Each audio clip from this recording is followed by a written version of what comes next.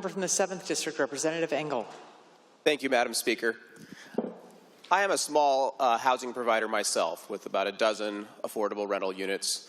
I manage them largely myself until I came to this chamber a couple of months ago and do my own maintenance, and I have relationships with these tenants, and I care about them, and I care about the tenants across my district. I have concerns with this bill and potentially having negative impacts on tenants across the state. Huge rent increases certainly impact many, including friends and families of my own. And one of the deficiencies of this bill, I think, is exempting nonprofits. I know a year ago I was working in a congressional office and had a number of people from a local nonprofit come to me with their rent increases of 30% and 40% across that whole apartment complex.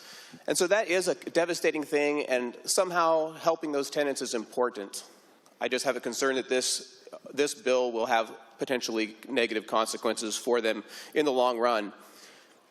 New regulations, every time we add regulations to landlords, we see a wave of small independent housing providers sell and move out of state, maybe not move out of state, but they sell them, and other people buy them, often from out of the area, and they will see a change in management. Local providers are great because they have relationships with those tenants, and it breaks down socioeconomic barriers as people get to know people they might not have known otherwise.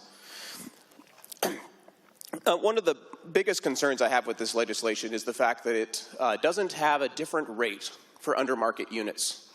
My lowest priced unit is currently at $450. And it was that price when I bought it, and I have not raised it in several years because this particular tenant has had a number of health and financial challenges, and I just haven't had the heart to do it. But the challenge is if this legislation is adopted, it will limit me to a $31 per year increase. And there will be no incentive for this tenant to ever leave as rents from new units go up. And should I ever need to do maintenance or major renovations on this unit, it will be very difficult to do so. Should this legislation be passed, I will be forced to take the 7% per year just to try to keep up, and probably I should have been doing that anyways. But I have concerns about lack of maintenance, lack of supply, harming tenants.